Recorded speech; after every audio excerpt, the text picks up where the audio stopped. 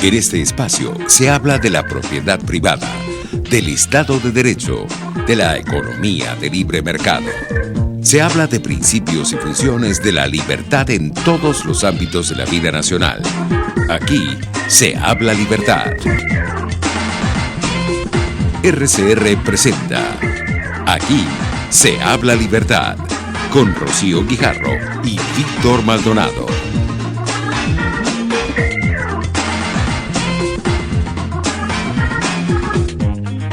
Muy buenos días, queridos oyentes de Aquí se habla libertad. Hoy lunes 3 de septiembre.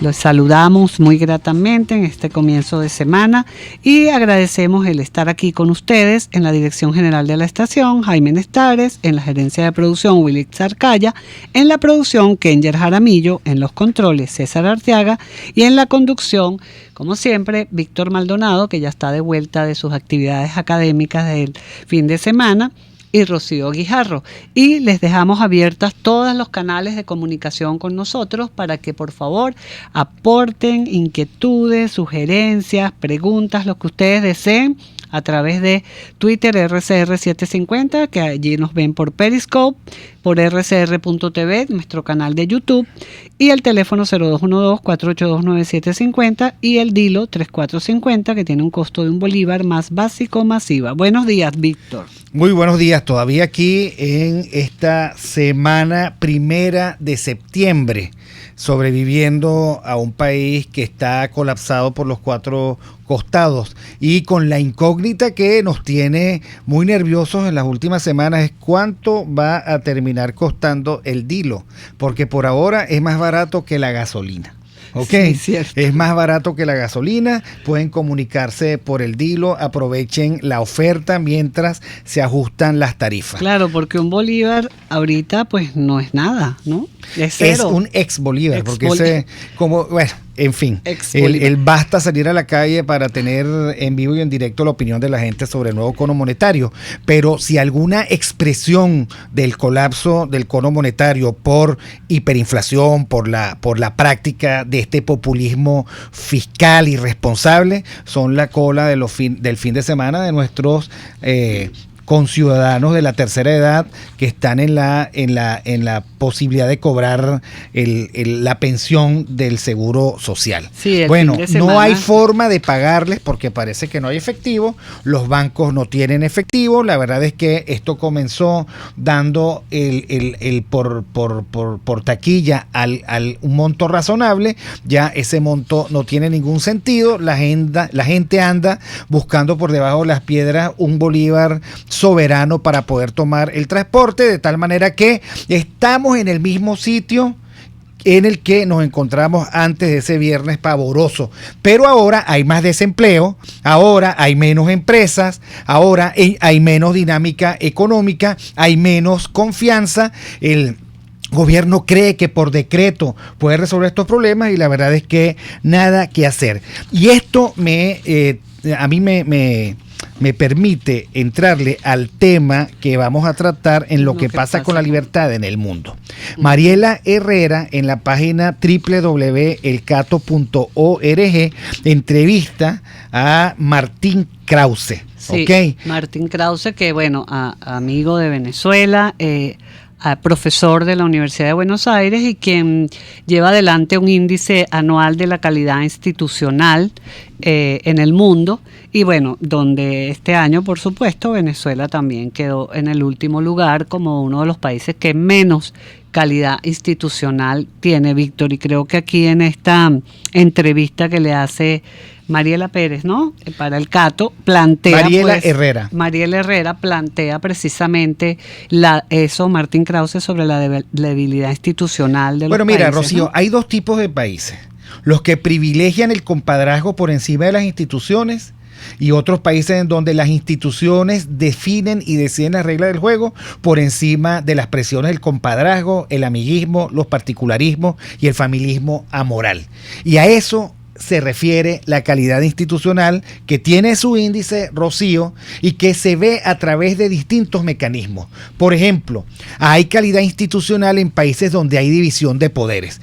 los que nos oyen, pregúntense si en Venezuela hay división de poderes o hay un UA que no nos ha traído, sino esta terrible consecuencia que nos toca vivir. Hay calidad institucional también, Víctor, cuando hay libertad económica, cuando no hay controles que limiten la libertad de los ciudadanos y cuando hay elecciones libres, competitivas, como y las con y unos árbitros verdaderamente árbitros. Autónomos. Hay sí. calidad institucional cuando hay independencia de justicia, cuando hay libertad de prensa, cuando hay libertad de expresión, cuando no hay control de cambios, cuando no hay control de precios, cuando no hay una el extrema intervención de los gobiernos en el sistema de mercado y bueno, lamentablemente en Venezuela no hay calidad institucional, ya eso tú lo planteaste, estamos en el último lugar del índice de calidad institucional. Y de todos los índices que miden libertades, derechos,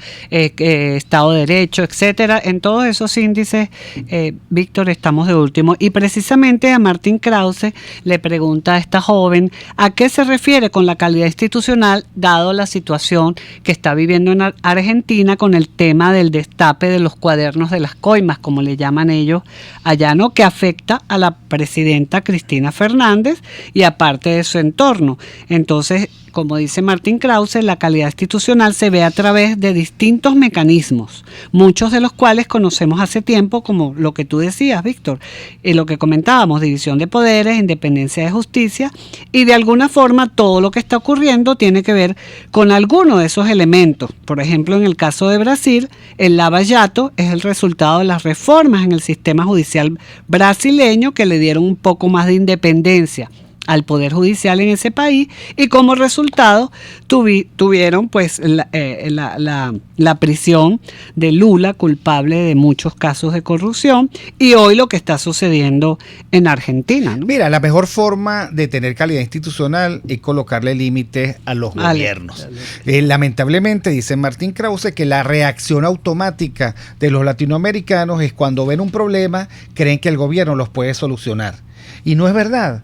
La primera actitud, dice Martín, que le aconsejaría a la gente tener es la de no hacer el salto inmediato de que porque hay un problema el Estado debe solucionarlo. No es así.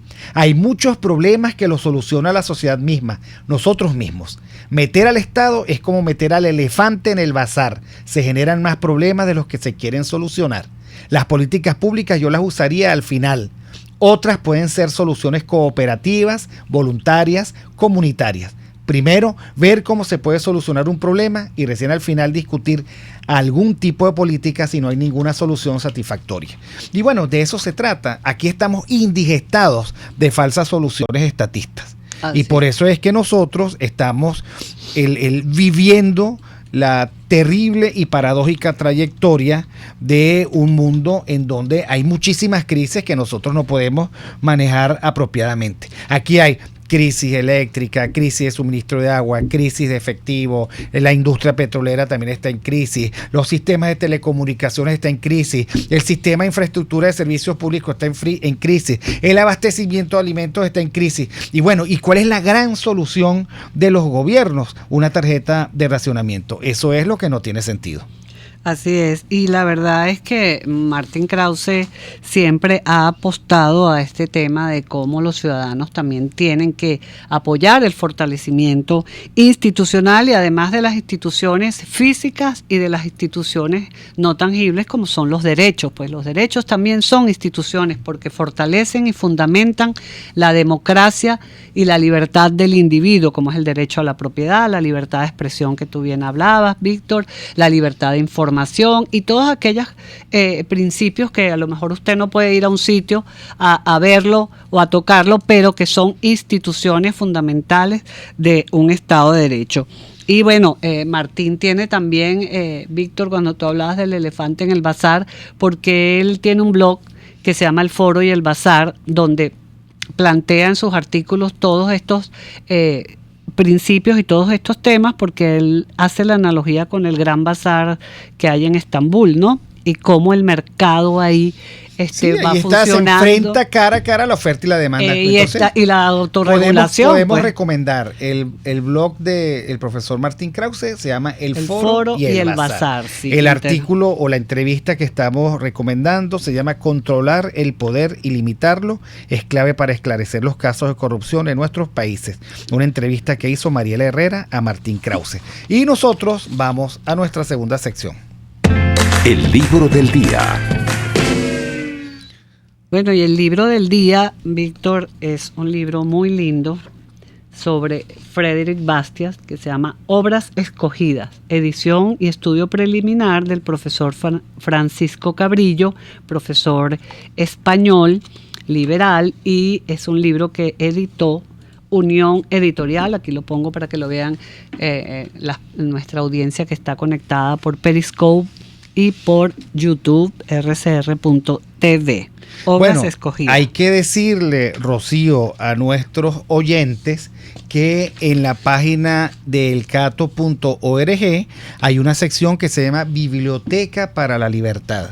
Y en esa sección pueden conseguir en varios formatos digitales este libro que se llama Obras Escogidas de Frédéric Bastiat. Además, una presentación sobre el autor apropiada. Él nació en 1801, murió en 1850, murió relativamente joven, nació en Bayonne, en el sur de Francia, pero dicen sus biógrafos que no ha existido un escritor más hábil para articular el pensamiento económico y para exponer los mitos que plagan el debate político que Bastiat el debate político que planteó Bastiat. Durante su corta vida escribió ensayos clásicos como La Ley y Lo que se ve y lo que no se ve. Poseía una notable capacidad de desarmar los sofismas del proteccionismo, el socialismo y otras ideologías propias del Estado interventor, y solía hacerlo con una impresionante claridad e ingenio. Sí, Frédéric Bastiat, que por cierto, en CEDICE hay un área que se llama el Círculo Bastiat, donde los jóvenes, a partir de una lectura, pues discuten y elaboran con un facilitador sobre el pensamiento no solo de Bastiat, sino de todos los liberales, pero de Bastiat porque es un pensador que escribió de manera muy sencilla, Víctor. Todos sus libros son corticos. En estas obras escogidas podrán ver La Ley, por ejemplo, donde fortalece lo que tiene que ver el tema de la legalidad y de la ley. Es un folletico muy fácil de leer, que además lo pueden conseguir en internet porque está a disposición del público, y él habla ahí que el hombre tiene el derecho de defender, aún por la fuerza, su persona, su libertad y su propiedad. Y varios hombres tienen el derecho de concertarse, de entenderse, de organizar una fuerza común para encargarse regularmente de aquella defensa a lo cual están abocados. Bueno, Rocío, pero es que me parece muy importante, porque en un mundo como el que nosotros vivimos, en el cual esta legislación socialista va en contra del individuo, y entonces hay muchos leguleyos, ¿ok?, de este flanco y del otro, que dicen que porque eso es una ley, entonces hay que acatarla y consta de legitimidad, bla, bla, bla, bla, bla, bla. Bastiat lo dice muy clarito. ¿Qué es la ley?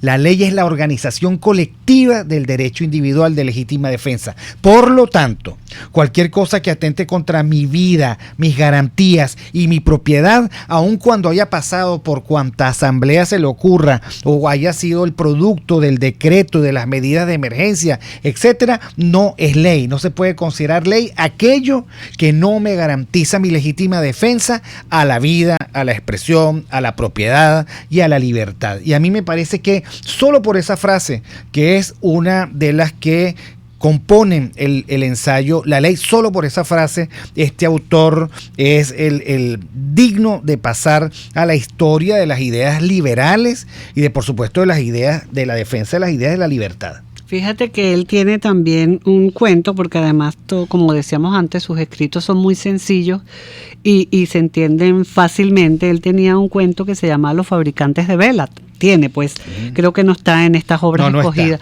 pero es también muy gráfico del tema de cuando los empresarios piden mucha protección, ¿no? Entonces el fabricante de velas pues le decía al gobernador, en esa época que tapar el sol para poder ellos vender velas, ¿no? Bueno, esto es muy así un resumen muy rápido, pero que da a entender cómo la protección no favorece a los ciudadanos, sino más bien limita la posibilidad de la libertad que tiene el ciudadano en una sociedad. Entonces tape el sol porque queremos vender velas. Claro, cualquier intervención indebida del mercado es mala. Totalmente. Cualquier pretensión de que la realidad se puede decretar es mala. Cualquier insinuación de que la realidad es como lo plantea la propaganda es mala. La realidad es como es.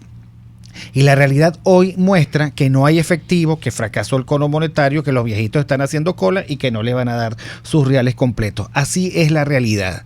Y frente a esa circunstancia es que dice Bastiat lo que dice. Mira, y él habla precisamente de la expoliación, Víctor, que prácticamente eso es a lo que estamos sometidos en este momento. Se ha expoliado nuestra libertad, se ha expoliado nuestro derecho a la propiedad, nuestras pensiones, todo lo que está sucediendo ahorita en Venezuela es ¿esto no les parece que es como del día de hoy?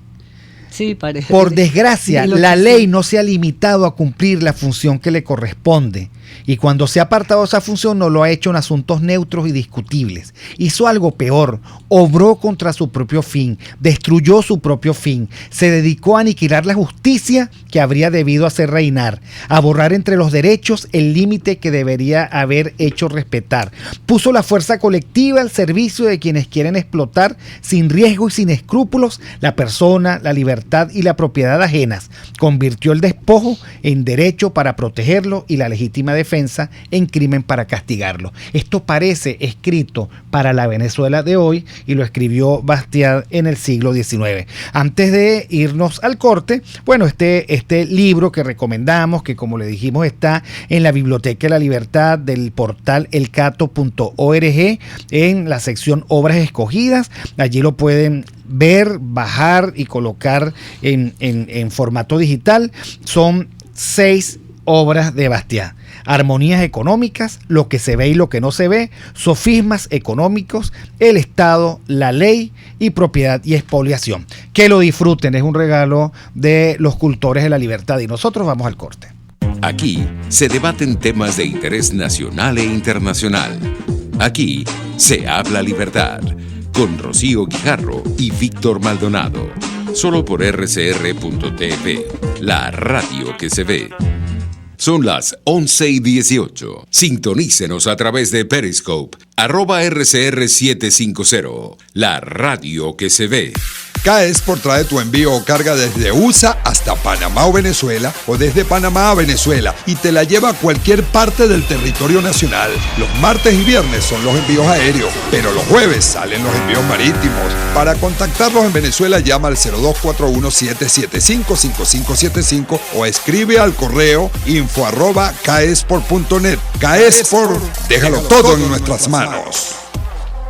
Montaña, playa, piscina, esponjosa, blanca, amarilla, azul. Es difícil escoger dónde ir, pero no lo es decidir qué toalla llevarte. Con Ama de Casa no solo hay una variedad de colores, sino que además hay todo un mundo de texturas que sirven para cada uso y para cada gusto. Ligeras y pequeñas para el bolso del gimnasio o enormes y gruesas para que tu espacio en la playa no sea invadido por nadie más.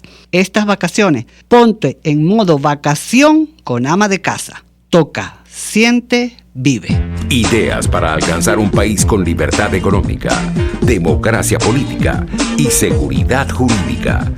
Aquí se habla libertad.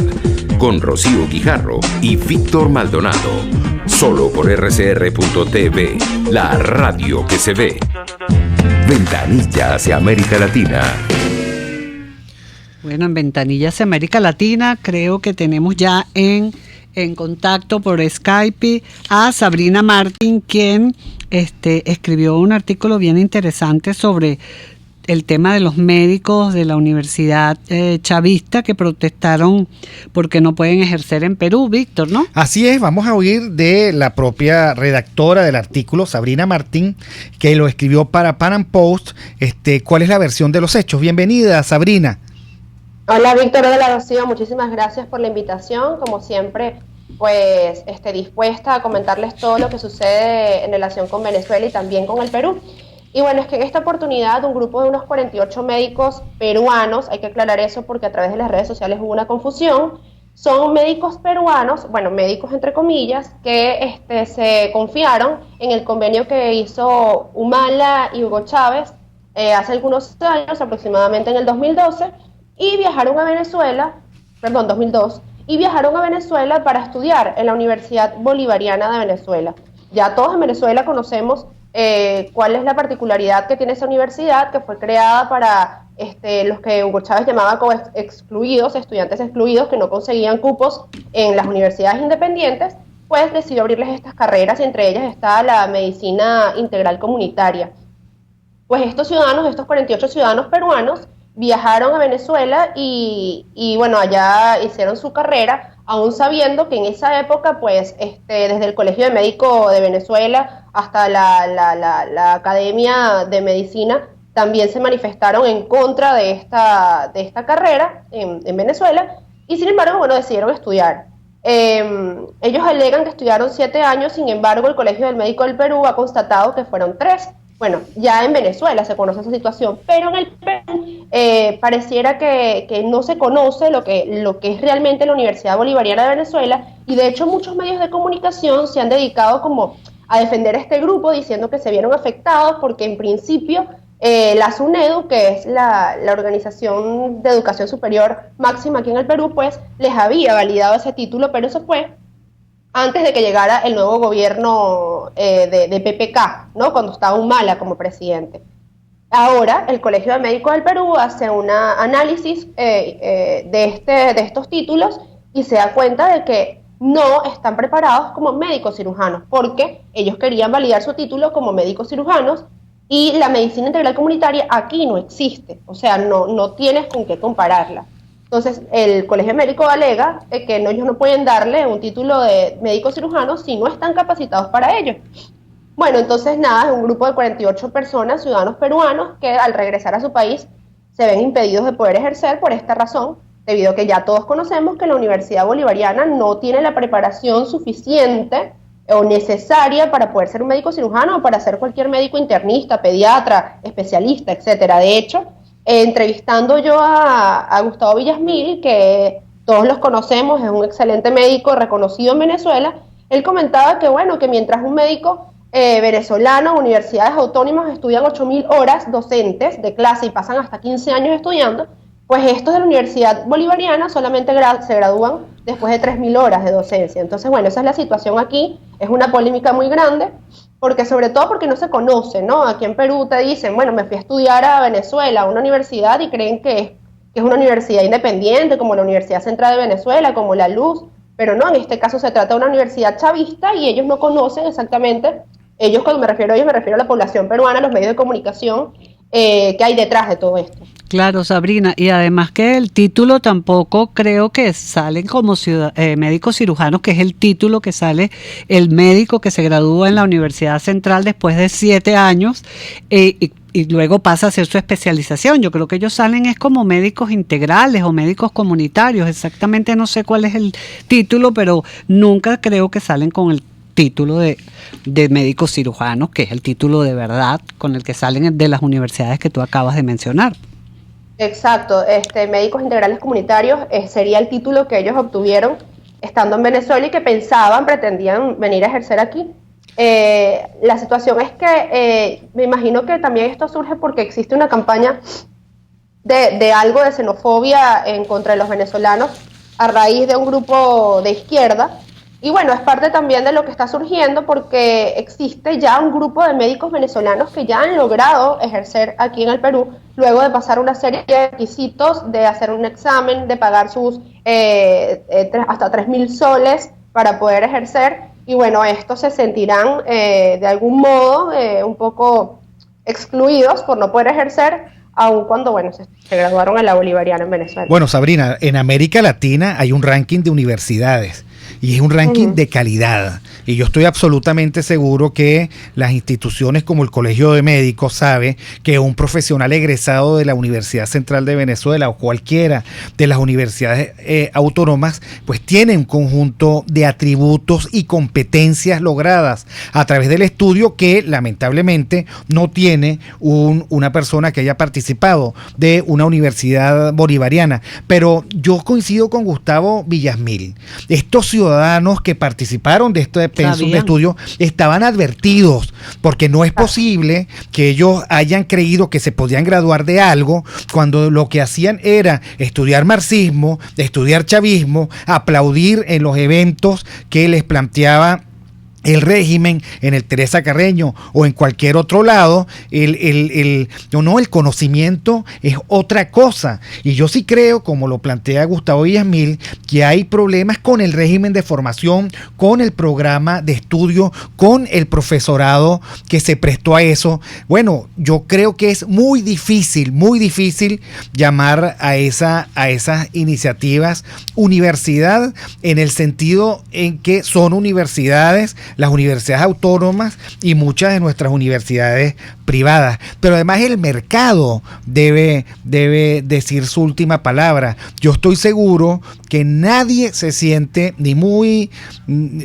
confortable, ni muy seguro del diagnóstico con lo que diga un médico de esos integrales comunitarios. No, y además también el doctor Villasmil dice que estaban advertidos, pues que ya desde el gremio médico... Sí, que no vengan ahora a poner cara, ay, en serio, me defraudaron. La Academia de Medicina, etcétera, se le había advertido los problemas que tenía el profesorado y el régimen de formación de esa universidad, ¿no? Exacto, y la situación es que aquí eso no se conoce, porque como lo he comentado anteriormente, en Venezuela sí, efectivamente, la gente conoce qué hay detrás de la Universidad Bolivariana de Venezuela, qué hay detrás de estos médicos, pero es preocupante un poco que ellos decidan ejercer acá o quieran ejercer acá, porque aquí la gente en Perú no conoce si vas a ser estafado por un médico de la Universidad Bolivariana de Venezuela, no sabe si vas a ser diagnosticado con algo que no es, porque bueno, estos médicos no están capacitados para ello. De hecho, en el Colegio de Médicos en Venezuela no conocía ni quiénes eran los profesores, no conocía el pensum. O sea, hay una serie de vacíos que quedan no solamente tanto en Venezuela como en el Perú y cualquier otro país, porque también tengo entendido que existe ese detalle en Chile, solo que en Chile lo que hicieron fue presentar unas pruebas y las pruebas no las pasaron. Quedaron todos reprobados, todos los que se graduaron en la Universidad Bolivariana de Venezuela. Y eso efectivamente es lo que pasa, que ellos vinieron aquí a ejercer, aquí me refiero a Perú, y se dieron cuenta de que, bueno, que no es lo mismo que Venezuela, cuando en Venezuela más bien se hacía, era por orden de Hugo Chávez y por orden de Nicolás Maduro recientemente, que tienen que ejercer, a juro porque sí. En cambio en el Perú eso no sucede, en el Perú se tienen que cumplir unas normas, y bueno, una de esas normas una de las tantas normas no la llegan a cumplir, y bueno, están ahora protestando, llamando un poco la atención, presionando de alguna manera para que esto suceda, pero bueno, el Colegio de Médicos tiene las bases también para revertir. Así es, y si no, que hagan la prueba, que hagan el examen público, examen en vivo y en directo, que respondan preguntas médicas, y bueno, por eso digo, el mercado es el gran baremo. Muchísimas gracias, Sabrina, por la oportunidad de estar contigo. Excelente tu crónica. Médicos de la Universidad Chavista protestan porque no pueden ejercer en Perú. Quiero que, como siempre, estemos en contacto, porque en Perú ocurren cosas, hay una comunidad además de venezolanos muy grande y hay que estar pendientes de ustedes. El artículo está en panampost.com. Sí, ese.panampost.com, y bueno, siempre a la orden para ustedes, para lo que necesiten desde aquí, desde Perú, y cubriendo todo lo que tenga que ver con Venezuela y bueno, este país que nos ha abierto las puertas. Muchísimas gracias. Gracias a ti. Y nosotros vamos al corte. Aquí se debaten temas de interés nacional e internacional. Aquí se habla libertad, con Rocío Guijarro y Víctor Maldonado. Solo por rcr.tv, la radio que se ve. Puedes seguirnos en nuestras redes sociales. En Twitter, @RCR750, la radio que se ve. Informe RCR presenta titulares. Froilán Barrios, dirigente del Movimiento Laborista y del Frente Autónomo en Defensa del Empleo, el Salario y el sindicato FADES, lamentó la situación que están viviendo los pensionados para poder cobrar sus salarios. Todos vivimos lo que pasó el fin de semana con los pensionados y los jubilados, pues. Sí. Que una semana anterior había dicho que pagaban el sábado, aun cuando fuera fraccionado, pero se le había avisado de que iban a recibir su pensión. Entonces finalmente pues estamos hablando, mira, de 4,5 millones de personas. Fíjate tú la gran injusticia que se cometió, porque gran parte o la mayoría pues depende de eso. Bueno, igualmente anoche estuve viendo el cronograma de pagos de la nómina activa, pues dicen nómina pública y privada, y no se sabe a ciencia cierta pues si el salario mínimo es a partir del 1 de septiembre, pues ya se debe clarificar que por lo menos semanal o 15 y último es el pago de los 1.800 bolívares soberanos. Ese es el salario que está establecido. Varios municipios del estado Zulia reportaron que llevan más de 20 horas sin energía eléctrica. Allá en el estado Bolívar, una avioneta que desapareció ayer domingo con 5 personas. En internacionales, el presidente argentino Mauricio Macri anunció este lunes un plan de equilibrio fiscal que prevé una reducción drástica de su gobierno. El Tribunal Supremo Electoral de Brasil prohibió propaganda del Partido de los Trabajadores, que aún presentaba como abanderado presidencial a Luis Ignacio Lula da Silva, cuya candidatura fue vetada por ese organismo. Y en los deportes, el exentrenador del Real Madrid, Zinedine Zidane, el seleccionador francés Didier Deschamps y el preparador de Croacia, Zlatko Dalic, optarán a llevarse el premio The Best de la FIFA al mejor entrenador del año. 11:32. Continúen con Aquí se habla libertad.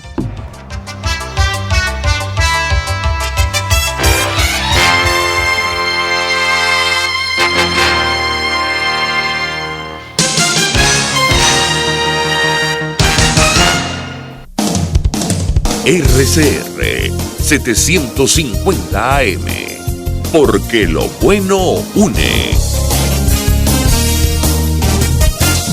Usted está escuchando Aquí se habla libertad, con Rocío Guijarro y Víctor Maldonado.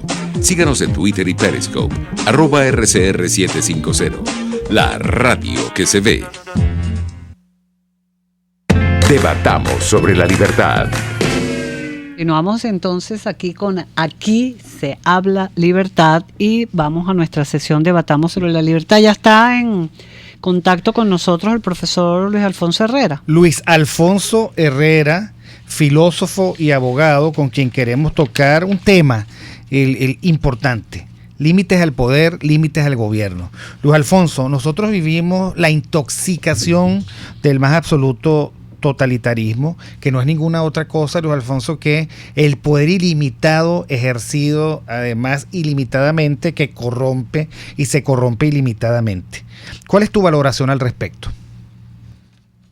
Rocío, Víctor, como siempre, buenos días, muchas gracias por la invitación y la oportunidad de estar en el programa.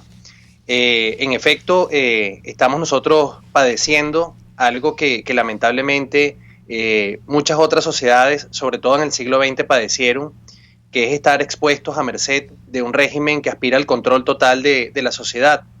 Y ustedes al principio del programa, cuando hablaban del libro del día, comentaban sobre lo importante que es tener el dato de la realidad, los hechos, frente, digamos, a cualquier análisis que se haga, no solamente para mejorar en un momento determinado las condiciones económicas, sociales, morales, jurídicas de una sociedad, sino también para poder comprender la realidad política. Y lo peor que se puede hacer, según esa experiencia del siglo XX, frente a un proceso como el que desgraciadamente vivimos en Venezuela, de pretensión de control total, que implica es domesticar y subordinar la conducta de los seres humanos, no solamente para perpetuarse en el poder, sino para que los seres humanos actúen conforme a un plan ideológico, conforme a una receta de dominación, ¿verdad? Es negar que ese plan está en marcha, es decir, es resistirse a llamar las cosas por su nombre, es pretender, digamos, que no es tan grave la situación o que va a pasar de alguna manera o que con métodos inadecuados, ¿verdad? Propios, por ejemplo, de un régimen populista, pero aún democrático, un régimen, por ejemplo, en el que todavía no hay un control de la fuerza militar o del poder judicial, o de prácticamente la totalidad de la libertad de expresión, se puede enfrentar a algo que por el contrario ha dominado todos estos sectores y ya ha probado, digamos, lo que significa arrasar desde el punto de vista de la integridad física, de la libertad personal, de incluso la condición psíquica de las personas, ¿verdad? Y ya no tiene límites en cuanto a el uso de la tortura, el uso de la represión, el uso de cualquier crimen de lesa humanidad, con tal de mandar un mensaje muy claro, que es: aquí estamos firmes para mantenernos en el poder y estamos dispuestos a cumplir cualquier objetivo y a pagar cualquier precio con tal de lograr ese fin. Entonces, frente a ello, la experiencia del siglo XX, y a propósito de un artículo recién publicado en El País de España, que hablaba sobre lo que fue la experiencia de Praga, un primer elemento que debemos tener muy presente todos los venezolanos es que nos enfrentamos a un régimen de pretensión totalitaria, no a un autoritarismo ni a un populismo demagógico. Eso fue en alguna etapa inicial del chavismo, pero hoy en día es un régimen que tiene las características, más allá de las particularidades específicas que pueda presentar, tiene las características, por ejemplo, de esos regímenes que la Unión Soviética instauró en Europa del Este y que generaron mucha destrucción humana, ¿verdad? No solamente desde el punto de vista económico, sino desde el punto de vista humanitario, y por eso lamentablemente estamos viendo las imágenes que estamos viendo en cuanto al éxodo, en cuanto al sufrimiento, la crisis humanitaria, pero uno percibe que desgraciadamente todavía hay en una parte de la sociedad venezolana, en especial en el ámbito político, una negación de que esta tragedia nos está ocurriendo, y mientras nos mantengamos en negación, pues es más difícil adoptar métodos y estrategias útiles, adecuadas, eficaces, para poder poner en algún momento fin a esta pesadilla. Sí, fíjate, Luis, nosotros, bueno, tú a lo mejor estabas oyendo el programa y comentamos pues las obras de Bastiat, ¿no? Que tiene mucho que ver con lo que tú decías, y Bastiat en 1800 pues hablaba de esto y cómo en el día de hoy en nuestro país es una realidad, ¿no? Donde él hablaba que los derechos de las nuevas leyes estaban creando no eran para los derechos naturales de cada persona, sino derechos que defendían intereses particulares de determinados grupos que el Estado consideraba que era su obligación defender. Esto es lo que está sucediendo también. Bueno, tú que eres abogado, que te has especializado también en analizar el concepto de la ley, del Estado de Derecho, cómo todo esto ha afectado pues a nuestro país y cómo estamos yendo hacia un hueco que, bueno, que va a ser difícil pues de salir, o sea, se ve en este momento, ¿no? Así es, Rocío, y los signos, digamos, los alertas de que esto iba a suceder estaban muy tempranamente anunciados o contenidos, por ejemplo, en la propia Constitución del 99, que tiene unos contenidos desde la denominación ideológica de la República como bolivariana hasta otros pasando respecto del rol de la Fuerza Armada en la vida nacional, la concentración de poderes en el Ejecutivo y otros más, digamos, contenidos que se podrían destacar. Pero, por ejemplo, en un área tan sensible que recientemente tuvimos oportunidad de trabajar en el Observatorio de Derechos de Propiedad, en una propuesta para, ojalá, a futuro, justamente desmontar todo ese aparato autoritario en materia legislativa que se instauró, en materia agraria, decía, recordemos que en el año 2001 se dictaron una cantidad de decretos ley que generaron, se puede decir, la primera reacción de la sociedad civil, no así de la clase política, frente, digamos, a esa primera ofensiva de establecer unas reglas absolutamente contrarias a lo que había sido hasta ese momento, en general, digamos, la normativa económica en Venezuela, y justamente en materia agraria se estableció una declaratoria de dominio público de la totalidad de las tierras que pasaran a ser administradas por el Estado venezolano. ¿Esto qué significa? Bueno, que extinguían la propiedad privada y además crearon la figura del rescate, que es justamente, como ustedes señalaban hace un rato, un mecanismo para expoliar, para robar literalmente, sin importar el respeto a los títulos de propiedad, tierras agrarias de propiedad privada administradas o aprovechadas por particulares. Y frente a eso siempre hubo una banalización, Víctor, Rocío, que es lo que preocupa de todo esto. Es decir, durante ese proceso, podría decirse hasta 2007, donde ya con la propuesta de reforma constitucional de ese año, y con una cantidad de decretos ley que se dictaron que ya abiertamente proclamaban el socialismo, el Estado comunal, etcétera, bueno, es que finalmente mucha gente dijo, caramba, esto como que va un poco más en serio, pero es que desde antes ya estaba con todos los controles a la economía, con todo lo que se venía haciendo en materia de educación, en materia de libertad de expresión, y eso nos tiene que llevar a un primer aprendizaje positivo, que es que el derecho no puede estar, en él no se pueden establecer contenidos de cualquier índole, el derecho debe tener un contenido de servicio a la persona humana, de garantía a los derechos fundamentales, pero específicamente a la libertad individual, es decir, a la autonomía en materia política, en materia económica, en materia civil. Nunca considerar que la libertad solamente debe ser garantizada, como lamentablemente en nuestra democracia se entendió en materia política o en materia civil, sino que la libertad individual, siendo una sola, debe estar garantizada en todos los ámbitos. Y esto es algo que los venezolanos no comprendimos, y es a partir de esta experiencia tan dolorosa que probablemente logremos aprender. Pero sí, es a través del derecho que estos regímenes terminan instaurándose, digamos, en tiempos ya posmodernos del siglo XXI, no a través de los tanques probablemente, no a través del clásico golpe militar, sino lentamente, a través del control de instituciones claves como el Poder Judicial, ya decía, y a través también obviamente de todo lo que es la perversión del ordenamiento jurídico, hasta el punto que en mi criterio, hoy en día en Venezuela hablar de derecho, ya no de Estado de Derecho, sino de derecho no tiene ningún sentido. ¿Por qué? Porque el derecho sirve justamente para generar certeza, seguridad jurídica, previsibilidad, saber cómo puede o no actuar una autoridad en un momento determinado u otro particular cuando yo me relaciono contractualmente con él. Cuando estamos viendo todo este desastre contra los comercios en Venezuela nuevamente, encarcelando de manera absolutamente arbitraria, injusta, despreciable a gerentes, a empleados de estos negocios, bueno, justamente estamos ante la evidencia de que en Venezuela no hay derecho, no es ni siquiera un derecho autoritario, no, es hago lo que me da la gana porque tengo el poder absoluto, que me dan las armas y que me da el control de la economía para poder arrodillar a quien sea. De modo que, de nuevo, insisto, las estrategias frente a esto no pueden ser, vamos a tratar a estas personas como si fueran políticos, como si estuvieran en una controversia ideológica, bueno, para llegar a un acuerdo y ver cómo como venezolanos podemos actuar. Me parece que hace mucho tiempo quienes detentan el poder de Venezuela lo que menos hacen es comportarse como venezolanos y más bien como un ejército de ocupación con unos fines absolutamente inconfesables. Bueno, o confesables, ¿no? Porque mientras tanto, Luis Alfonso, la realidad pasa factura. Yo estoy leyendo ahorita la declaración sobre posibles daños estructurales en el puente sobre el lago de Maracaibo, de la Academia Nacional de Ingeniería y el Hábitat. Existen razones más que fundadas como para preocuparse por la integridad del puente luego del incendio que ocurrió y que se originó en un cable de 230 kilovatios del sistema interconectado que pasa por la estructura interna del puente. Bueno, hasta esta altura el gobierno hace caso omiso.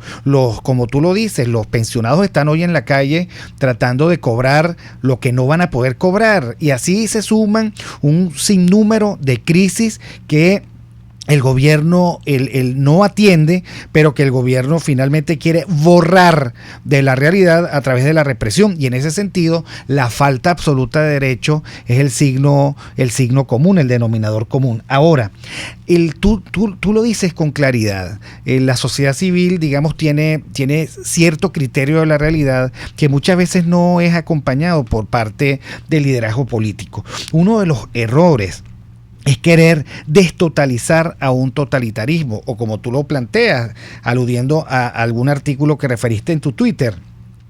Algunos creen que se puede democratizar una no democracia, y entonces ese error provoca que una parte del liderazgo político crea que se puede negociar algo o crea que se puede lograr algo con elecciones. ¿Cuál es tu opinión?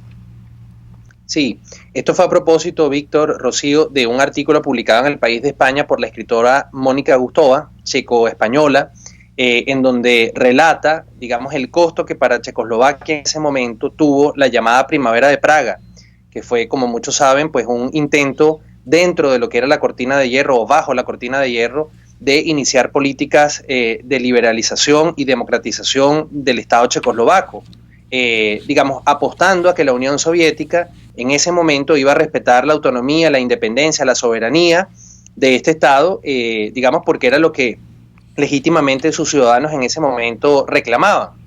Y como ella bien lo relata allí, a partir de la experiencia no solamente de dirigentes políticos, sino sobre todo de intelectuales, artistas, escritores, entre otros Václav Havel, Milan Kundera, es que lamentablemente ese país, por pensar o por su dirigencia política, a diferencia de la sociedad civil, asumir que frente a esta naturaleza maligna del totalitarismo, frente a personas que han sido desprovistas de toda sensibilidad y empatía hacia sus semejantes, se podía entrar en razones a través de un diálogo político para lograr, digamos, respeto a estas reformas democratizadoras.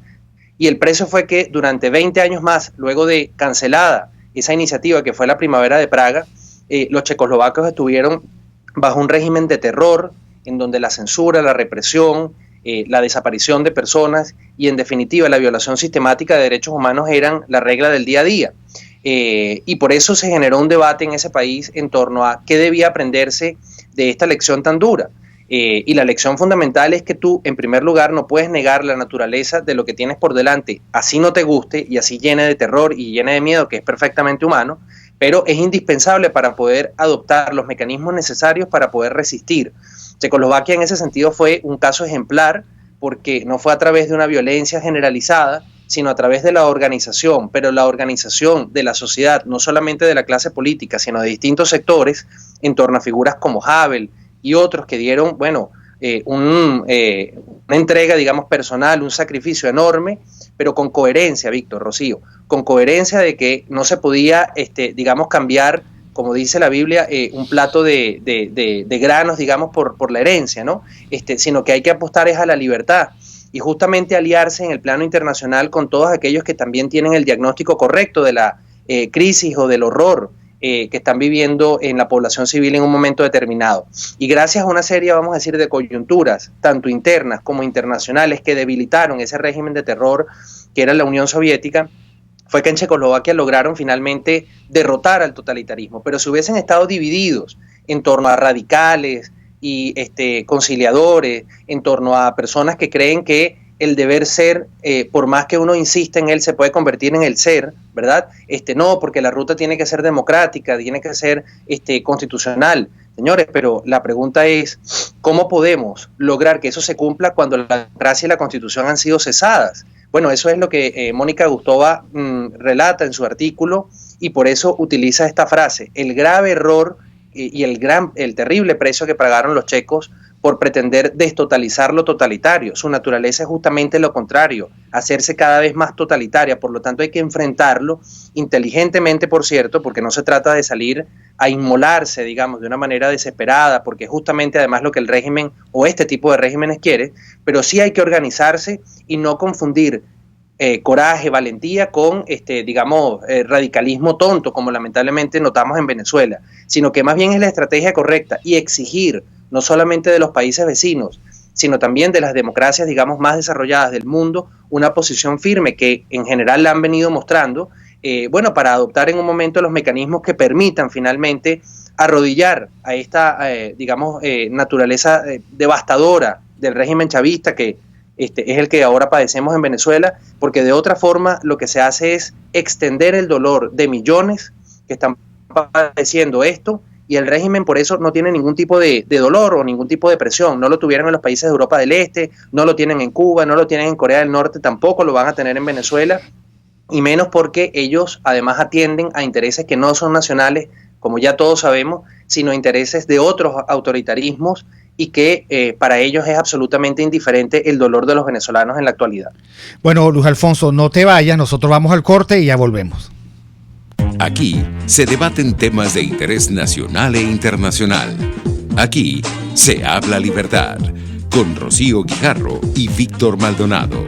Solo por rcr.tv, la radio que se ve. Puedes seguir nuestra programación a través de rcr.tv, la radio que se ve. Nelson Mandela. El valiente no es el que siente miedo, sino el que vence ese temor. El sabor está en Coco Factory. Acércate y saborea la mejor cocada de Caracas, pero también tienen agua, aceite, galletas, helados, caramelos, conservas y esencia de coco. El coco es 100% natural, energético, hidratante, remineralizante y refrescante.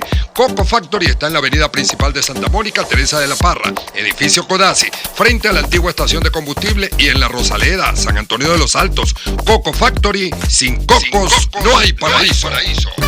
Cuando pienso en frescura, pienso en Central Madeirense, y sé que solo allí encontraré lo mejor en productos de primera calidad, donde las frutas y vegetales son traídos directamente del campo, con olor a tierra fértil, a tierra venezolana. En Central Madeirense son más frescas. Ya comenzaron los días más esperados del año. Por eso, disfruta al máximo tus vacaciones con Ama de Casa. En la playa, en la montaña, en la piscina o donde sea que vayas, no olvides llevar tus toallas Ama de Casa. Cada toalla está pensada para toda ocasión, porque te garantizan resistencia y suavidad en colores que brillan.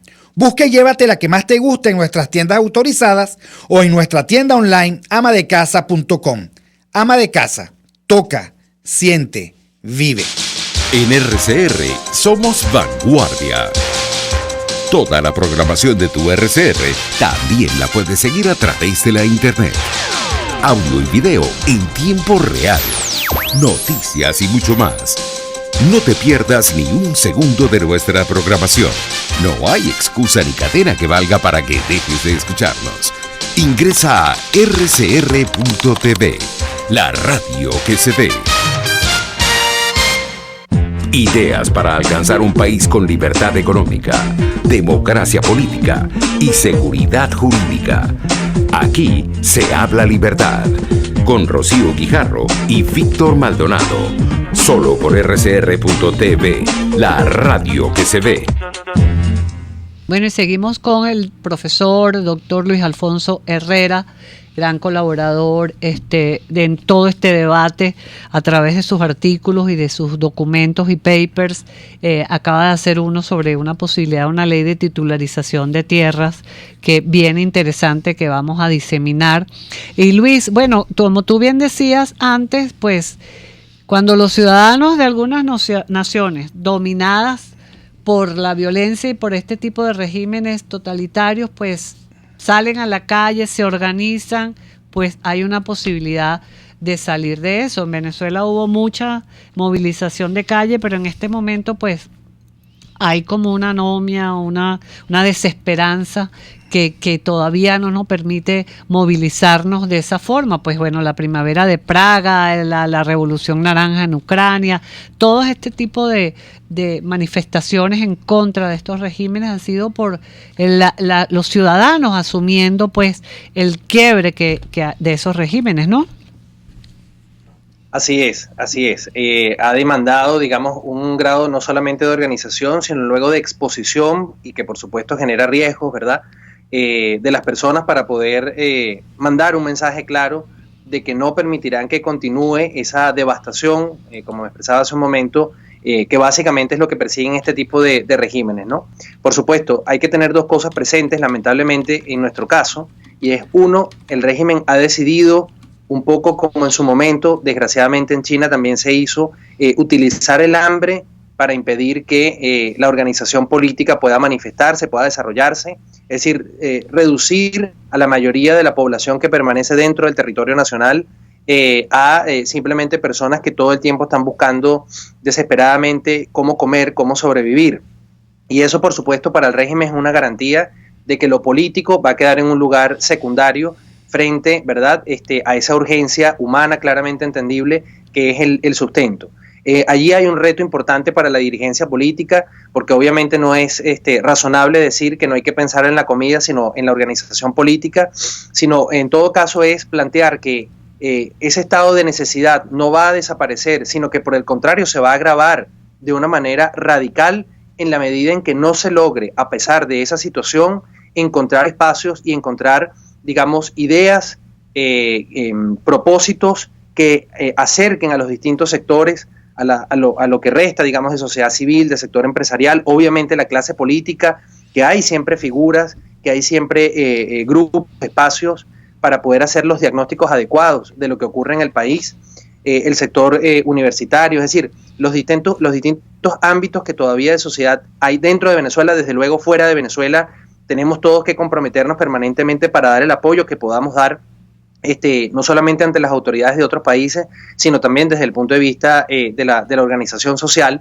para generar, digamos, un momento o momentos de presión que se haga notar que todavía el país tiene la capacidad de decir no queremos que esto siga avanzando. Es un reto muy complejo que en primer lugar requiere desarrollar estrategias, repito, para enfrentar el problema del hambre, que es la herramienta política junto con la represión, junto con el terror, junto con las violaciones sistemáticas de derechos humanos que está empleando el régimen. Pero yo añadiría en un segundo punto, Rocío, Víctor, que es necesario que los venezolanos emocionalmente nos comprometamos con lo que nos está sucediendo y con la posibilidad de salir de ello. ¿Y a qué me refiero? Hace unas semanas yo también publicaba un texto sobre el problema de la culpa y los venezolanos. Y es que de una u otra manera todos debemos asumir una cuota de responsabilidad por lo que nos está sucediendo. Es decir, no ver que hay una parte de la sociedad que es culpable y la otra solamente víctima, o peor aún, que todos somos simplemente víctimas y que entonces es por otros que estamos en esta situación y por tanto son otros los que tienen que buscar los mecanismos para poder salvarnos o salir de ello. La victimización, digamos, de colocarnos en una situación pasiva, de que pobrecitos nosotros, ¿quién nos va a venir a salvar?, es la peor opción que podamos tomar. Por el contrario, en la medida en que uno se hace responsable, porque siempre siente algún grado de culpa, es decir, algo que pude hacer y no hice, algo que estaba frente a mí no noté, algo que se veía venir y sin embargo yo silencié por temor, por conveniencia, por comodidad, por flojera incluso, ¿verdad? Y me hace generar una conciencia de que, bueno, no lo hice en ese momento, pero ahora ¿qué puedo hacer para poder contribuir a que esto no siga ocurriendo? Porque siento dolor, siento vergüenza, siento insatisfacción y repulsión por el dolor que no solamente mi persona, sino la de otros está generando. Eso es un motivador seguramente y un impulsor muy fuerte para lograr esa cohesión, y que de pronto detalles que tengan que ver con, bueno, estas personas me simpatizan o no me simpatizan, o no estoy totalmente de acuerdo con la idea, con el proyecto de esta persona, pero digamos, estamos en una situación límite, queden en un segundo plano, porque volviendo a los ejemplos que tú comentabas, Rocío, Luis Alfonso, no es que en Polonia o en Checoslovaquia todos estaban perfectamente y unánimemente de acuerdo con lo que había que hacer,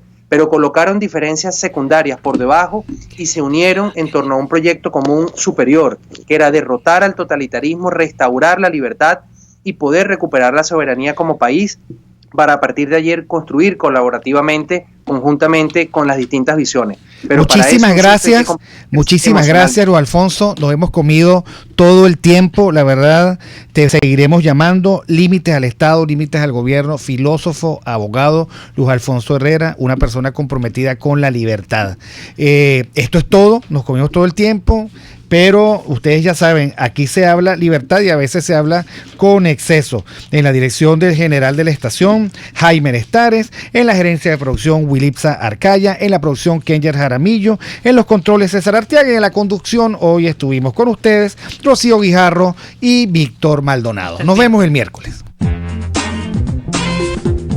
RCR presentó Aquí se habla libertad, con Rocío Guijarro y Víctor Maldonado, solo por RCR 750 AM y rcr.tv, en Twitter y Periscope, @RCR750, la radio que se ve.